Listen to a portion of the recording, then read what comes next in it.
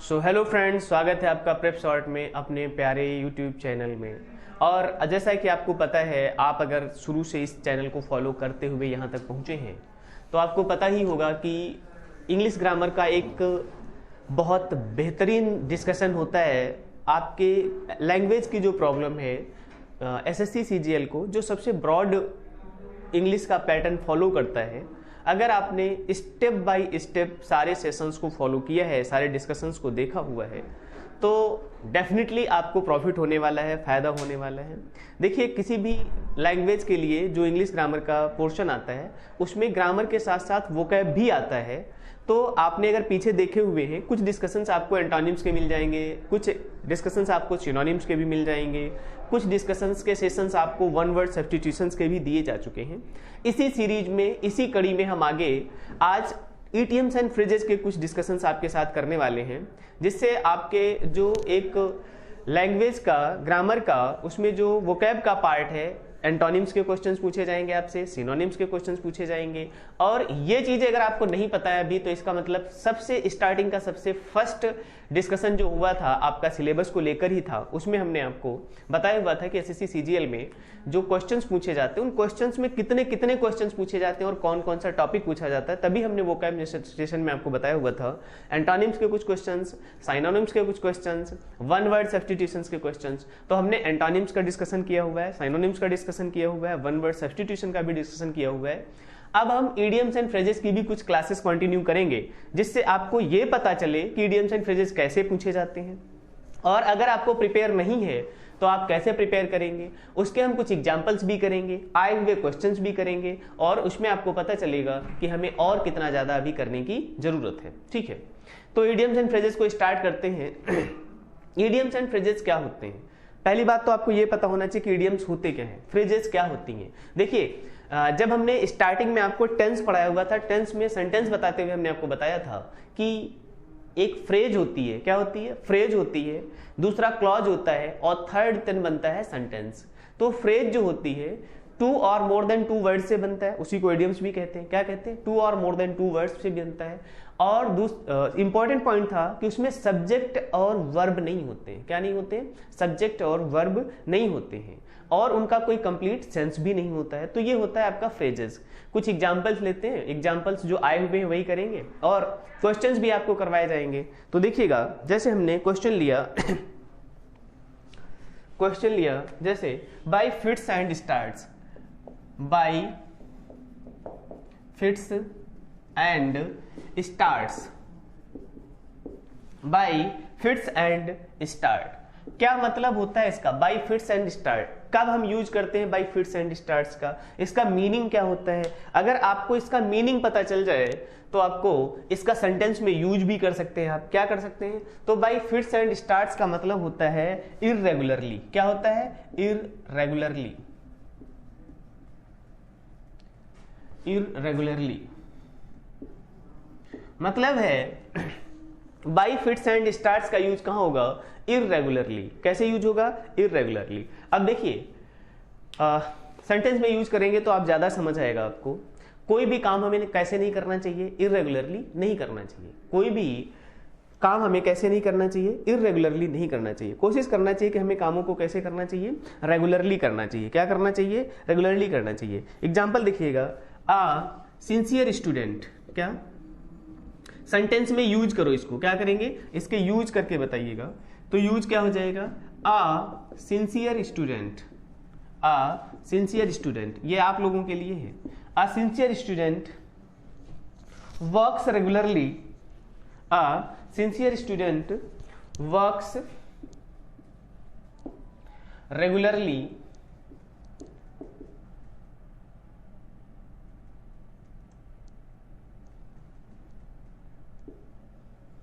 A sincere student works regularly, not by fits and starts. Not by fits and starts. A sincere student works regularly. कैसे work करता है? Regularly.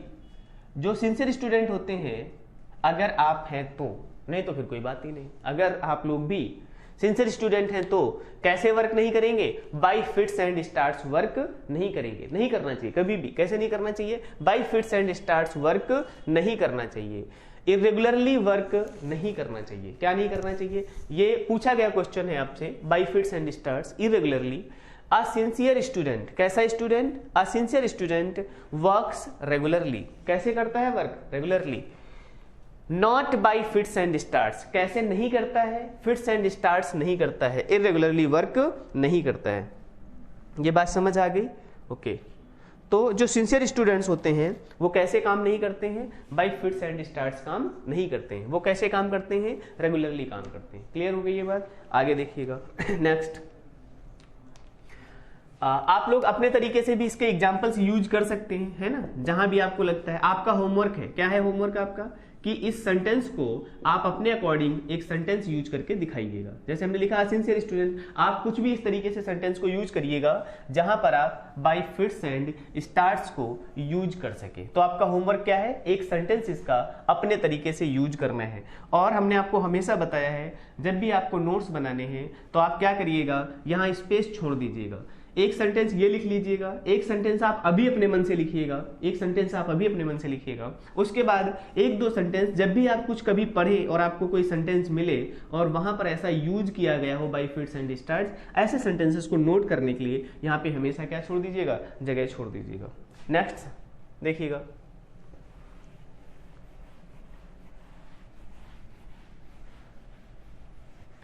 तब तक आप लोग sentence complete करिए, लिखिएगा नया, तब तक हम रफ कर रहे हैं, है ना, बोर्ड साफ कर रहे हैं। ओके, लिख लिया सब लोगों ने, ठीक है। बताते भी जाइएगा, कमेंट में शो करते भी जाइएगा, लिखते भी जाइएगा, ताकि पता चले कि आप लोग पार्टिसिपेट भी कर रहे हैं। जैसे दूसरा लिखिएगा, ऑल एट सी, क्या हो जाएगा, ऑल एट सी। ये एक फ्रेज है, इसको आपको यूज करना है। क्या करना है, all at C.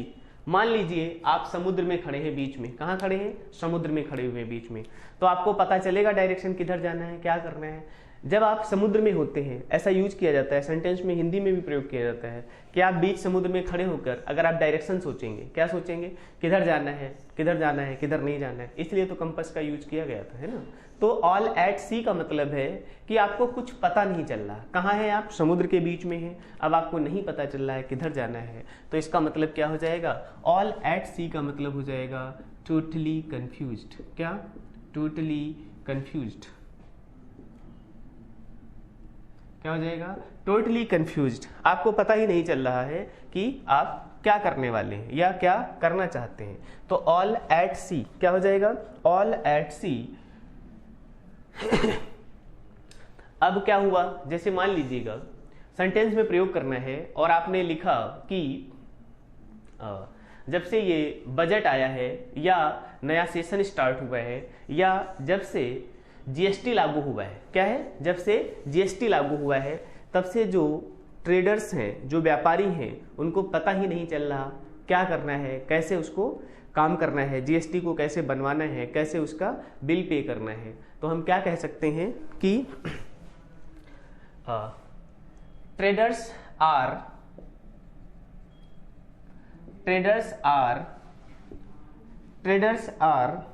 All at sea, all at sea. Traders are all at sea with the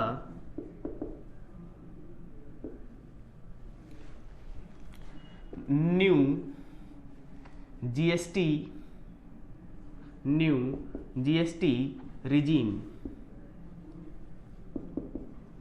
ठीक है, तो traders are all at sea with the new GST regime. Traders जब से न्यू जीएसटी रिजीम आया है तब से बहुत ज्यादा कंफ्यूज है, पता ही नहीं चल रहा किस तरीके से उनको जीएसटी का बिल पे करना है, किस तरीके से उसके डॉक्यूमेंट्स बनवाना है, तो इन सब चीज़ों के लिए क्या यूज करेंगे, ऑल एट सी यूज करेंगे। फिर आपका होमवर्क, देखिए होमवर्क नहीं खत्म होगा, आप लोग जब तक पार्टिसिपेट नहीं करेंगे तब तक आप सीखेंगे नहीं। अगर really you want to learn, अगर आप सीखना चाहते हैं तो पार्टिसिपेट करिए। क्या करिए, पार्टिसिपेट करिए। पार्टिसिपेट कैसे करेंगे, हमने आपको फ्रेज बता दी ऑल एट सी, हमने आपको मीनिंग बता दिया टोटली कंफ्यूज्ड, हमने आपको एक सेंटेंस भी यूज करके दिखा दिया। क्या दिखा दिया, एक सेंटेंस यूज करके दिखा दिया। अब आपकी जिम्मेदारी है कि ऑल एट सी को कम से कम 2 या 3 सेंटेंस बनाकर दिखाइएगा। कितने, 2 या 3 सेंटेंस बनाकर दिखाइए। उसके बाद भी स्पेस छोड़ दीजिएगा। क्या छोड़ दीजिएगा, स्पेस छोड़ दीजिएगा। जब भी आपको, देखिए आपको लगता है कि इतना इजीली आपको याद हो जाएगा या याद रहेगा तो बहुत अच्छी बात है, नो इश्यू। लेकिन अगर आपको याद करने में, रिटेन करने में प्रॉब्लम होती है, किस में प्रॉब्लम होती है, रिटेन करने में प्रॉब्लम होती है, तो आपको ये काम करना पड़ेगा, तो आपको प्रैक्टिस करनी पड़ेगी। अगर आपका माइंड इतना शार्प है कि एक बार में याद हो गया आपको, तो नो इशू, नो यूज, तो फिर आप होमवर्क भी मत करिए, कोई दिक्कत नहीं है। लेकिन अगर आपको एक बार में ये याद नहीं हो रहा है तो 2-3 सेंटेंस जरूर बना लीजिएगा उसके यूज के, ताकि आपको वो हमेशा के लिए क्या रहे, याद रहे। आगे देखिएगा, नेक्स्ट। तब तक आप लोग, जब तक मैं बोर्ड क्लीन करता हूं तब तक आपका काम है कि कम से कम एक सेंटेंस तो बना ही लीजिए। चलिए बनाइएगा, ठीक है, ये आपका होमवर्क है। आपके पास 5 सेकंड का टाइम है, बनाइए एक सेंटेंस।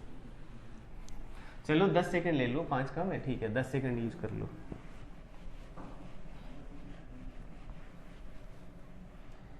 चलिए 8 सेकंड, 9 सेकंड, 10 सेकंड, बन गया आप लोगों का सेंटेंस।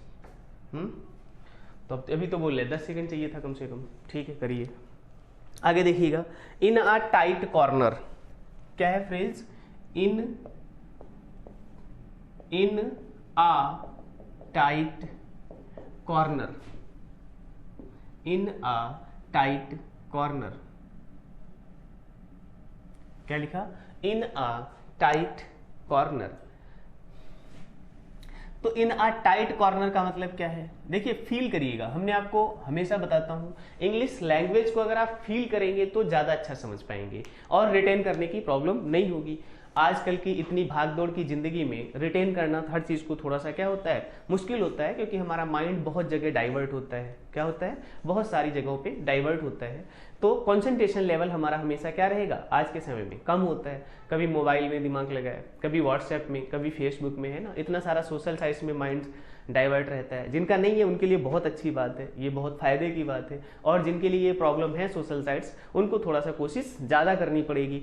तो उसके लिए, उन लोगों के लिए है कि आप अपने एग्जाम्पल्स भी बनाते जाइए। तो इन अ टाइट कॉर्नर, क्या, इन अ टाइट कॉर्नर क्या है, आजकल हम लोगों की सिचुएशन कैसी है, इन अ टाइट कॉर्नर है। क्या है, इन अ टाइट कॉर्नर है, मतलब a difficult situation. In a tight corner का मतलब क्या है, अ डिफिकल्ट सिचुएशन। कैसी situation, difficult situation.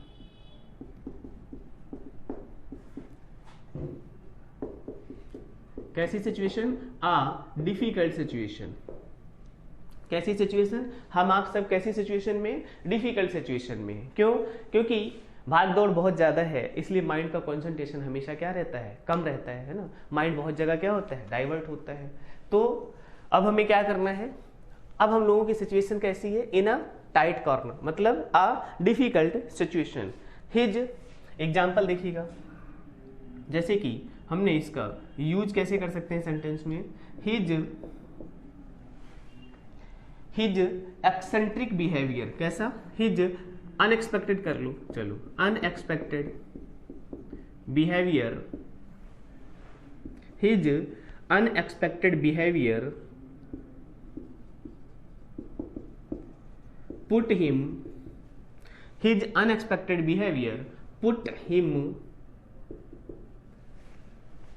In a tight corner, in a tight corner. उसके अनएक्सपेक्टेड बिहेवियर ने या एक्सेंट्रिक बिहेवियर ने, एक्सेंट्रिक कर लो यहाँ पे और अच्छा सेंटेंस बन जाएगा, his eccentric behaviour put him in a tight corner. उसके व्यवहार ने उसको किस में डाल दिया, मुश्किल में डाल दिया। किस में डाल दिया, और हमने पहले एग्जांपल यूज किया था किसका, सोशल साइट्स का। हम लोग सोशल साइट्स यूज करते हैं, इसलिए कई बार ऐसा होता है कि हमारा माइंड जो है वो क्या हो जाता है, डाइवर्ट हो जाता है, क्या हो जाता है, और उसमें बहुत सारी एक्सपेक्टेड एंड अनएक्सपेक्टेड चीजें भी होती हैं। तो इसलिए हमें डाइवर्ट होने में, माइंड को डाइवर्ट होने का एक अच्छा रास्ता मिल जाता है, एक तरीका मिल जाता है। तो हमें सोशल साइट्स का एक निश्चित टाइम में टाइम बाउंड यूज करना चाहिए। क्या यूज करना चाहिए, टाइम बाउंड यूज करना चाहिए। अभी आपने देखा होगा हमारे प्रधानमंत्री जी ने जो 10th और 12th के बोर्ड के एग्जाम्स होते हैं उन बच्चों का एक सेशन लिया था, उसमें उन्होंने स्पेशली इस चीज़ पे फोकस किया हुआ है। अगर आप ध्यान से सुना होगा आपने, और नहीं सुना है तो सुनना चाहिए। हमसे बड़े लोग जब हमें कुछ बोलते हैं तो हमें ध्यान से उनकी बातें सुनना चाहिए, है ना। वो किस पार्टी के हैं ये छोड़कर वो किस उद्देश्य के लिए बोल रहे थे, हमें इस पे ध्यान देना चाहिए। तो उन्होंने बोला है कि हमें अपने घर में भी, अपने आसपास भी एक टाइम बाउंड टेक्नोलॉजी का यूज करना चाहिए। हमारे घर में एक ऐसा कॉर्नर होना चाहिए जहां पर जब हम बैठेंगे तो टेक्नोलॉजी का यूज नहीं करेंगे। हम आप 24 घंटे मोबाइल पास रखते हैं, मोबाइल हाथ में रखते हैं, हर मिनट खाना खा रहे, कुछ और काम कर रहे, कहीं और बैठे हुए हैं, हर सिचुएशन में, है ना। कई बार तो ऐसी सिचुएशन होती है कि जहां नहीं होना चाहिए मोबाइल वहां भी होता है। तो इसलिए हमें क्या करना है, इन चीजों से बचना है, ठीक है। अब प्रधानमंत्री जी ने बोला है तो उसको थोड़ा सा ध्यान से सुनना चाहिए हमें, है ना। वो बड़े लोग हैं, है ना, उनके जो मैसेजेस हैं शायद ज़्यादा पावरफुल होंगे, शायद ज़्यादा समझदारी से बनाए गए होंगे। तो his unexpected behaviour put him in a tight corner. उसके अनएक्सपेक्टेड बिहेवियर ने, कैसे बिहेवियर ने, अनएक्सपेक्टेड बिहेवियर ने, एक्सेंट्रिक बिहेवियर ने, कैसा बिहेवियर है उसका, एक्सेंट्रिक बिहेवियर है ना। तो क्या होता है, हर जगह समस्याएं क्रिएट हो जाती है, कहीं कुछ बोल दिया, कहीं कुछ पूछ लिया, इस तरीके से क्या होती है, लाइफ में समस्याएं क्रिएट हो जाती हैं। क्या हो जाती हैं, लाइफ में समस्याएं क्रिएट हो जाती हैं। चलिए आगे देखिएगा। तो ये यूज हमने लिख दिया। सेम चीज आप लोगों का होमवर्क, एक तो सेंटेंस आपको अभी बनाना है, क्या करना है। बाकी अगर आपको लगता है कि आपको रेडी नहीं हुआ है तो आप सेकेंड थर्ड सेंटेंस भी बना लीजिएगा, स्पेस छोड़ दीजिएगा। जब भी आप आगे इंग्लिश कभी पढ़ें और कुछ ऐसी सिचुएशन दिखाई पड़े जहां पर इस सेंटेंस का यूज कर सकते हैं आप, इन अ टाइट कॉर्नर, तो आप निश्चित रूप से उसको क्या करिएगा, यूज करिएगा, ठीक है। आगे देखिएगा, लिखिए तब तक एक सेंटेंस आप अपने मन से, है ना। ये तो हमने बताया है, अगर आपने समझ लिया है तो आप लोग एक सेंटेंस लिखिए, लिख कर दिखाइएगा। चलिए बताइए।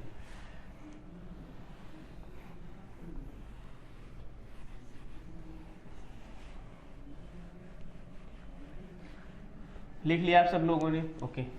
दिखाते भी जाइए भाई, लिखकर केवल रखना नहीं है। इसका मतलब जो लोग नहीं दिखा रहे हैं उन लोगों ने लिखा नहीं है, झूठ बोल रहे हैं आप लोग, गलत बात है। चलिए अगला है अ वाइट एलिफेंट। क्या है, अ वाइट एलिफेंट, अ वाइट एलिफेंट। कैसा हाथी, सफेद हाथी। आपने हिंदी में भी ये कहावत सुनी होगी, ये फ्रेज सुनी होगी, सफेद हाथी। कैसा हाथी, सफेद हाथी। ऐसी चीज जो बहुत कॉस्टली है, ऐसी चीज जो बहुत कॉस्टली है लेकिन अपने यूज की नहीं है। क्या नहीं है, लेकिन अपने यूज की नहीं है। हम बहुत बार जीवन में बहुत सारी चीजें ऐसी लेकर रख लेते हैं, क्या कर लेते हैं, लेकर रख लेते हैं, जिनका सच में अपने पास यूज नहीं होता है। क्या नहीं होता है, फैशन की दौड़ में या एक दूसरे को देखकर हम बहुत बार बहुत सारी चीजें ऐसी क्या कर लेते हैं, लेकर रख लेते हैं। और लेकर रख के उसका क्या करना है, केवल खर्चा बढ़ाना है, डिप्रिसिएशन होगा। अगर आपने इकोनॉमिक्स पढ़ी है, क्या किया, अगर आपने इकोनॉमिक्स पढ़ी है, मान लीजिए कोई गाड़ी, कोई कार, कोई बाइक ऐसी ले ली जिसका यूज बहुत ज्यादा नहीं है आपको और वो कॉस्टली भी है, क्या है, तो इसका मेन जो समस्या है इसकी, अ वाइट एलिफेंट की, एक तो कॉस्टली, क्या है, दूसरा, चलो कॉस्टली तो ठीक भी है, कॉस्टली होना कोई इश्यू नहीं है, कॉस्टली के साथ साथ यूजलेस है। क्या है, costly but useless, costly and useless लिख लो, ज्यादा अच्छा रहेगा, कॉस्टली एंड यूजलेस। कॉस्टली भी है, एक तो बहुत महंगी भी है कोई चीज, है ना, और वो कैसी है हमारे लिए, यूजलेस भी है। तो उसको हम क्या कहते हैं, अ वाइट एलिफेंट कहते हैं। क्या कहते हैं, अ वाइट एलिफेंट, है ना। अ वाइट एलिफेंट मतलब कॉस्टली एंड यूजलेस, ऐसी कोई चीज जो हमारे लिए बहुत कॉस्टली है और यूजलेस भी है, केवल हमने दिखाने के लिए दूसरों को, बिना जरूरत के बस लेके रख लिया कभी हाथ में पैसे हुए, बाद में हम पछताते हैं, नहीं ली होती, बेकार में पैसे वेस्ट हो गए, है ना। तो ये जो फीलिंग आती है उसके लिए हम क्या कहते हैं, अ वाइट एलिफेंट कहते हैं। क्या कहते हैं, अ वाइट एलिफेंट कहते हैं। सेंटेंस देखिएगा, the new office, the new office at CP, कहाँ, सीपी, सीपी मतलब Connaught place, heart of the Delhi, CP का मतलब क्या है, कनॉट प्लेस, ऐसी जगह, हार्ट ऑफ दिल्ली मतलब दिल्ली के सबसे पॉश एरिया, क्या एरिया, सबसे महंगा area, the new office at CP, the new office at CP has become a white elephant, a white elephant for company. The new office at CP has become, at CP मतलब, CP का मतलब दिल्ली में एक जगह है, जो लोग जानते हैं उनको पता होगा, जो लोग नहीं जानते हैं तो अपने दिल्ली का, अपने इंडिया का सबसे पॉश एरिया है जहाँ पे बहुत महंगा है। तो a white elephant has become a white elephant for company। अगर आपका काम, कंपनी का काम ऑफिस किसी ऐसी जगह पर बना लिया जाता, लोकल जगह पर बना लिया जाता जहां से काम चल सकता था, कोई नुकसान नहीं था, लेकिन दिखाने के लिए, केवल शो ऑफ करने के लिए ऑफिस कहां बना लिया, सीपी में, दिल्ली में। एक तो दिल्ली में महंगी जगह, दूसरा सीपी में, है ना, दिल्ली की सबसे मुख्य जगह, हार्ट ऑफ दिल्ली कहा जाता है इसको, क्या कहा जाता है, हार्ट ऑफ दिल्ली कहा जाता है, दिल्ली का हृदय कहा जाता है। तो the new office at CP has become a white elephant for company. देखिए, एक तो कॉस्टली, दूसरा यूजलेस है। भाई ऑफिस अगर सीपी के अलावा 2-4 किलोमीटर आगे पीछे भी बना लेते या दिल्ली के किसी और एरिया में बना लेते जहां से काम आपका चल सकता था, तो वो क्या हो जाता, कॉस्टली नहीं होता और यूज तो थोड़ा बहुत था ही। लेकिन सीपी में ऑफिस बना के रख दिया, कोई काम हो नहीं रहा है, क्या नहीं हो रहा है, कोई काम हो नहीं रहा है, बस शो ऑफ करने के लिए क्या बना दिया, ऑफिस बना दिया। तो the new office at CP has become a white elephant for company. तो कंपनी को ऐसा नहीं करना चाहिए था। तो वाइट एलिफेंट का मतलब समझ गए, होपफुली अब आपको लर्न हो गया होगा। क्या हो गया होगा, लर्न हो गया होगा। कॉस्टली एंड यूजलेस, क्या हो जाएगा, costly and useless a white elephant, क्या हो जाएगा। अब आपका होमवर्क है, क्या होमवर्क है, एक तो अभी तुरंत सेंटेंस बनाइएगा, क्या बनाइएगा, सेंटेंस यूज करके बनाइएगा। दूसरा, आप स्पेस छोड़ दीजिएगा, बाद में भी 1 या 2 सेंटेंस जब कभी आपको मिलते हैं इस तरीके से, आपकी लाइफ में कुछ ऐसा वर्ड यूज होता है। देखिए, लैंग्वेज का मतलब, मैं रोज एक ही चीज बोलता हूँ, लैंग्वेज का मतलब जब तक आप पार्टिसिपेट नहीं करेंगे, जब तक आप यूज नहीं करेंगे, तब तक नहीं आने वाली है, तब तक आ ही नहीं सकती है ना। हम आप क्या करते हैं, जब पढ़ते हैं तो पढ़ते समय कोशिश नहीं करते हैं चीज़ों को समझने की। टेक्स्ट पढ़ते हैं तो पढ़ते चले जाते हैं, उसमें देखते ही नहीं है कहाँ पे इडियम्स का यूज हो रहा है, कहाँ पे वन वर्ड सब्सटीट्यूशन का यूज हो रहा है। कोई वर्ड लिखा गया है तो उसकी स्पेलिंग क्या है, कोई वर्ड लिखा गया है, कोई सेंटेंस लिखा गया है तो सेंटेंस का फॉर्म क्या है, पॉजिटिव सेंटेंस है, नेगेटिव सेंटेंस है, इंटेरोगेटिव सेंटेंस है, इंपरेटिव सेंटेंस है, एक्सक्लेमेटरी सेंटेंस है। जब भी आप लोग पढ़ते हैं कोई चीज़ तो ऐसे ही पढ़ते चले जाते हैं, उसको उस पर ध्यान नहीं लगाते हैं। जब उसमें कोई क्वेश्चन मार्क आता है या कुछ आता है तो उसे हमें देखना चाहिए कि वो क्यों लिखा हुआ है ना, उसके पीछे कुछ ना कुछ लॉजिक होगा।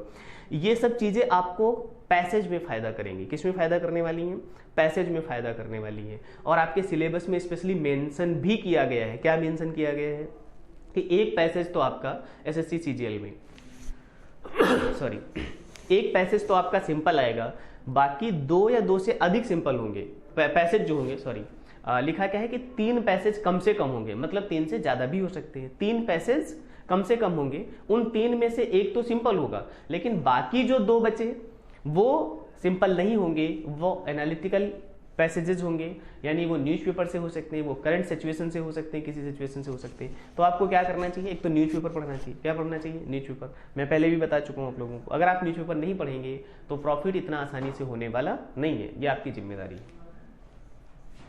है। तो सेंटेंस आप लोगों ने लिख लिया, बताइए क्या लिखा, अ वाइट एलिफेंट का। हाँ, आप बताइए।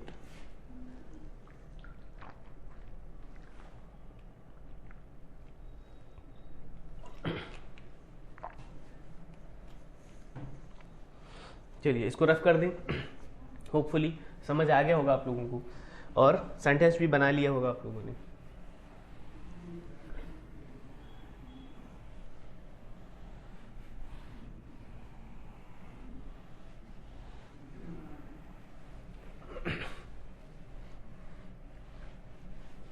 आगे देखिएगा,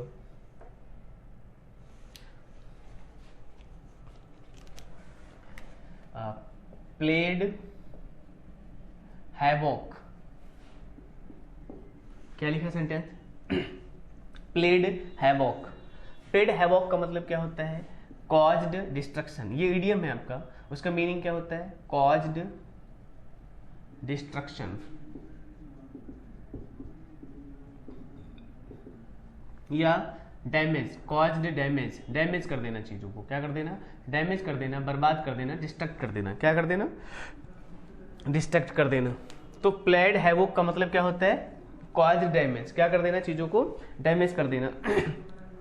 इसका यूज बताइए, ऐसा कोई यूज लिखिए सेंटेंस का जिससे ये पता चले कि चीजों को क्या कर दिया गया? डिस्ट्रक्ट कर दिया गया, नुकसान कर दिया गया। तो देखिए, द सीवियर, कैसा? Severe destruction, the severe earthquake,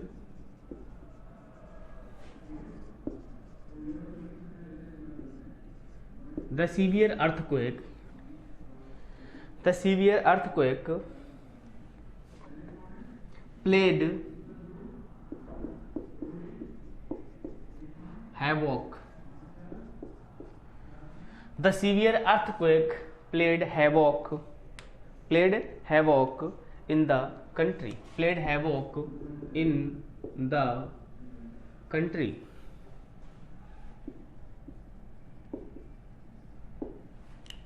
The severe earthquake played havoc in the country, क्या हो जाएगा? जो सीवियर अर्थक्वेक आया था उसने क्या कर दिया? प्लेड हैवोक, क्या कर दिया? प्लेड हैवोक, यानी कॉज्ड डिस्ट्रक्शन, बहुत ज्यादा नुकसान कर दिया। कहाँ? देश में, देश का, है ना। तो the severe earthquake played havoc in the country, ठीक है।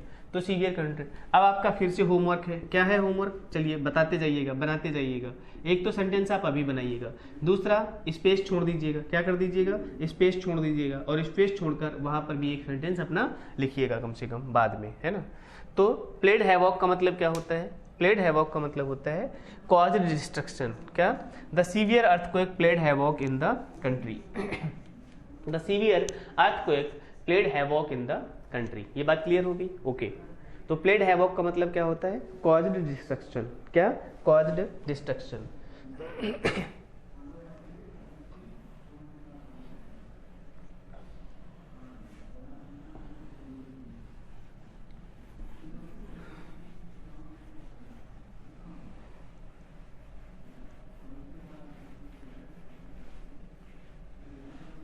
आगे देखिएगा, नेक्स्ट देखिएगा।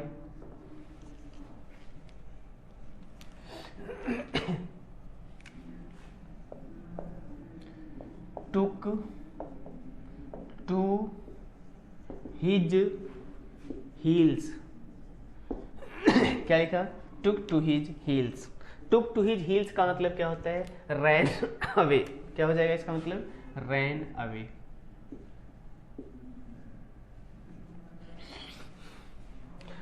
क्या हो जाएगा? ran away।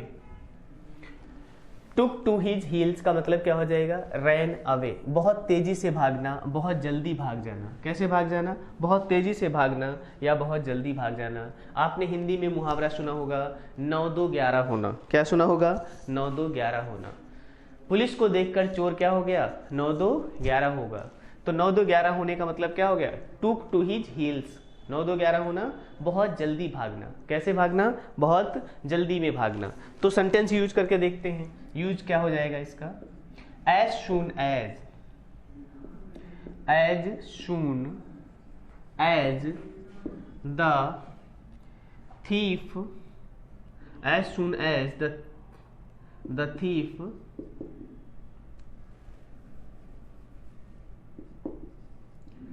see the police,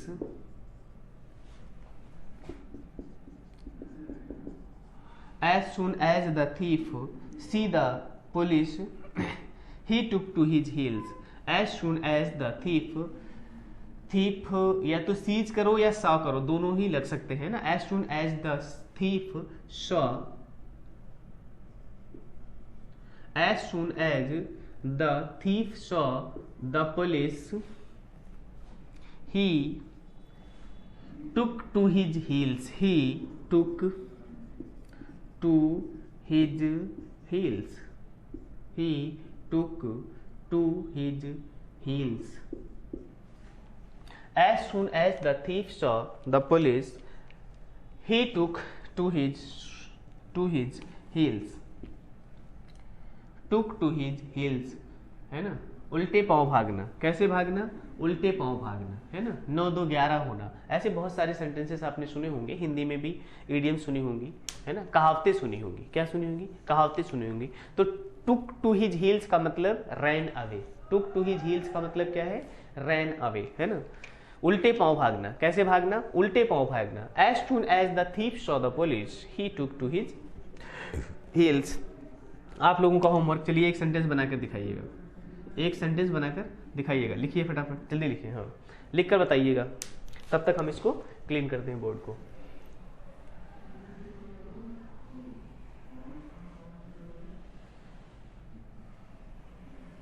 हो गया होमवर्क आप लोगों का, जल्दी करिए, 2 लाइन छोड़ते जाइएगा ताकि आपको लाइफ में दोबारा कोई ऐसा सेंटेंस मिले तो आप लिख सके। आगे लिखिएगा, हार्ड एंड फास्ट, क्या, hard and fast, hard and fast, hard and fast क्या है, ऐसा कोई नियम, ऐसा कोई काम, ऐसा कोई कानून जिसे चेंज ना किया जा सके, क्या ना किया जा सके, hard and fast, that can not be changed, that can not be changed, that can not be changed. Hard and fast क्या बोलते हैं हम, लाइफ में कोई ऐसा हार्ड एंड फास्ट रूल नहीं है कि हम कुछ कर नहीं सकते या हम अपनी चीजों को चेंज नहीं कर सकते। तो क्या हो जाएगा सेंटेंस इसका, हार्ड एंड फास्ट का मतलब क्या हो जाएगा, our factory has a, our factory has a, our factory has a hard and fast rule, hard and fast rule, hard and fast rule against, against, against smoking, क्या बोलू, our factory has a hard and fast rule against smoking. Factory में smoking के खिलाफ, किसके खिलाफ, smoking के खिलाफ hard and fast rule है, कैसा, हार्ड एंड फास्ट रूल है जिसे चेंज नहीं किया जा सकता। किसी भी सिचुएशन में, किसी भी सिचुएशन में इस चीज को खत्म नहीं किया जा सकता, क्या नहीं किया जा सकता, खत्म नहीं किया जा सकता, चेंज नहीं किया जा सकता। बोलो, तो हार्ड एंड फास्ट का मतलब क्या हो गया, that can not be change, our factory has a hard and fast rule against smoking, against smoking. Okay, अब आपका क्या यहाँ से शुरू होता है, होमवर्क। चलिए एक सेंटेंस आप लोग भी यूज करके बताइएगा, हाँ अपना अपना, चीटिंग करके नहीं, एक दूसरे का देख के नहीं बताना है, किसका बताना है, अपना अपना बताइएगा। आगे देखिएगा, एक और सेंटेंस बताएं, देखिएगा। तो ये लिख लिया आप लोगों ने, हार्ड एंड फास्ट का मतलब हो गया that can not be change, ऐसा रूल जिसे हम बदल नहीं जा सकते, या लाइफ की कोई भी चीज ऐसी जिसे क्या नहीं किया सकता, चेंज नहीं किया जा सकता। तो इसके लिए क्या हो जाएगा, our factory has a hard and fast rule against smoking, किसके खिलाफ, स्मोकिंग के खिलाफ हमारी फैक्ट्री में क्या है, हार्ड एंड फास्ट रूल है, क्या है, our factory has a hard and fast rule against smoking. ठीक है, तो अब आप लोगों का होमवर्क एक सेंटेंस बना के दिखाइएगा, तब तक हम इसको क्लीन कर रहे हैं बोर्ड को, आपकी जिम्मेदारी है। चलिए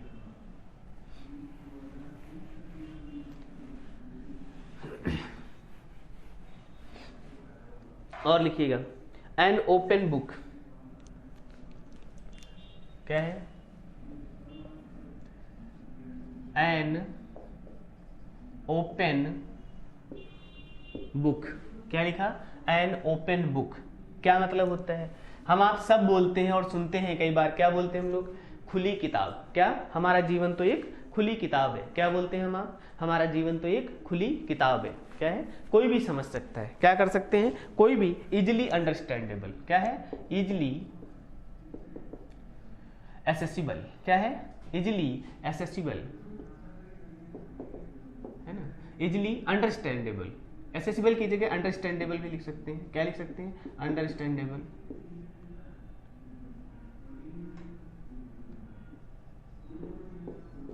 इजिली अंडरस्टैंडेबल। कैसा? एन ओपन बुक का मतलब क्या होता है? इजिली एसेसिबल या अंडरस्टैंडेबल। कैसा होता है? इजिली एसेसिबल या अंडरस्टैंडेबल। कैसा होता है? Easily understandable. ठीक है, तो an open book easily understandable. अब इसका यूज बताइएगा, क्या करें? यूज बताइएगा। His nature is an open book. His nature is an open book. उसका स्वभाव जो है, नेचर जो है, ओपन बुक है, कोई भी इजिली समझ सकता है उसको। क्या कर सकता है? कोई भी इजिली उसे समझ सकता है। क्लियर? तो अब आपका यहां से स्टार्ट होता है क्या? होमवर्क। क्या होमवर्क बताइएगा आप लोग? क्या करिएगा? बताइएगा आप लोग एक सेंटेंस इसका। चलिए, इस सेशन को हम कुछ आगे सेशंस भी करेंगे, हम इसके इडियम्स एंड फ्रेजेस के कुछ क्वेश्चन ले लेते हैं। आप लोगों को 2 क्वेश्चन देते हैं, आप लोगों को क्या करना है? उसका आंसर बताना है। क्या करना है आपको? उसका आंसर बताना है। चलिए, ये नोट कर लिया आप लोगों ने। एन ओपन बुक का मतलब क्या होता है? Easily accessible. क्या होता है? Easily accessible, sorry easily understandable, जिसे आसानी से समझा जा सके। एग्जाम्पल क्या लिखा हमने? His nature is an open book. उसका स्वभाव बिल्कुल ओपन बुक है, कोई भी पढ़ सकता है, कोई भी समझ सकता है इजिली। बहुत ज्यादा टफ नहीं है, बहुत ज्यादा कॉम्प्लेक्स नहीं है। यस और नो? होमवर्क है आपका, आपको एक सेंटेंस ऐसा बनाना है। क्या करना है? आपको एक ऐसा सेंटेंस बनाना है। तो होपफुली आपको ये बातें, ये इडियम्स एंड फ्रेजेस बहुत अच्छे से समझ आ गए होंगे। अब आपका चांस है। चलिए, 2 क्वेश्चंस दे रहे हैं, करके दिखाइएगा। 2 क्वेश्चंस करके दिखाइएगा।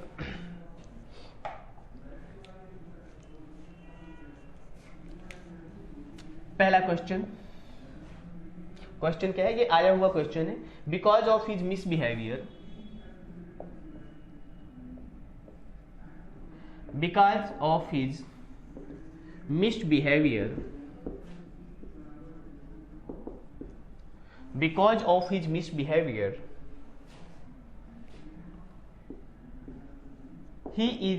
because of his misbehavior, he is bound to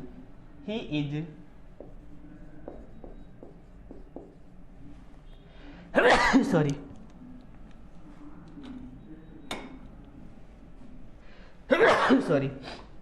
because of his misbehavior he is bound to face the music. क्या? face the music। face the music इसमें ईडियम का यूज किया गया है। किसका यूज किया गया है? because of his misbehavior he is bound to face the music। Options है, पहला get finished। क्या? get finished। दूसरा ऑप्शन है गेट रिप्रीमेंडेड। क्या है? Get reprimanded. क्या है? रिप्रीमेंडेड। थर्ड ऑप्शन क्या है? थर्ड ऑप्शन है फील सॉरी।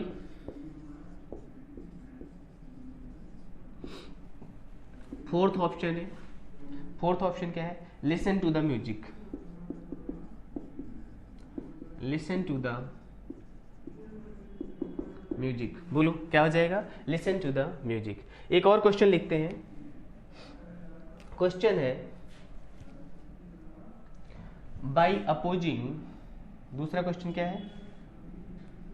थोड़ा और ऊपर लिखना चाहिए था, जिससे ये ऑप्शन ठीक से आ जाते। By opposing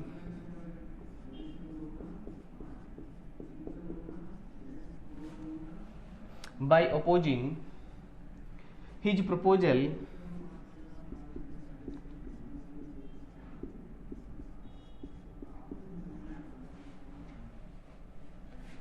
he fell foul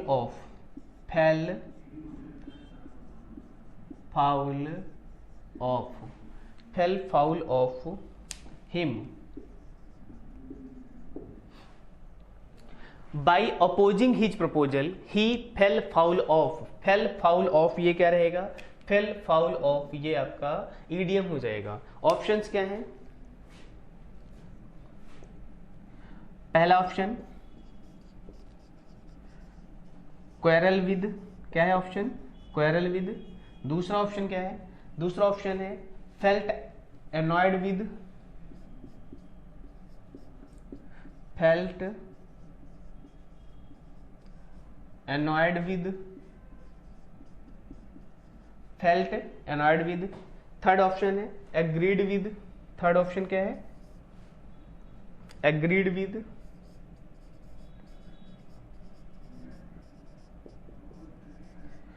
third option है agreed with। फोर्थ ऑप्शन क्या है, फोर्थ ऑप्शन है got into trouble with, got into trouble with, got into trouble with, got into trouble with। तो पहला क्वेश्चन है because of his misbehaviour he is bound to face the music, ये इसमें आपका idiom use किया गया। इसके ऑप्शंस हैं गेट फिनिश्ड, दूसरा ऑप्शन है गेट रिप्रीमेंडेड, थर्ड ऑप्शन है फील सॉरी, फोर्थ ऑप्शन है listen to the music. Next question है by opposing his proposal he, ये आपका फेल फाउल ऑफ इडियम है हिम। इसके ऑप्शंस हैं क्वेरल विद, दूसरा ऑप्शन है felt annoyed with, third option है एग्रीड विद, फोर्थ ऑप्शन है got into the trouble with. ये आप लोगों ने इडियम्स एंड फ्रेजेस के कुछ किए, उसके हमने आपको एग्जांपल्स बताए, कैसे यूज करते हैं ये बताए। ये आप लोगों के लिए 2 क्वेश्चंस हैं, आए हुए पीछे क्वेश्चंस हैं, एसएससी सीपीओ में पूछे गए थे। अब आपकी जिम्मेदारी है इन क्वेश्चंस को सॉल्व करिए, आंसर बताइएगा। नेक्स्ट सेशन में जब हम इडियम्स एंड फ्रेजेस करेंगे तो उसमें पहले आपको इनके आंसर्स बताए जाएंगे। क्या बताए जाएंगे? आंसर्स बताए जाएंगे। उसके बाद हम आगे इडियम्स एंड फ्रेजेस करेंगे। तब तक के लिए अपना ध्यान रखिएगा। Thank you.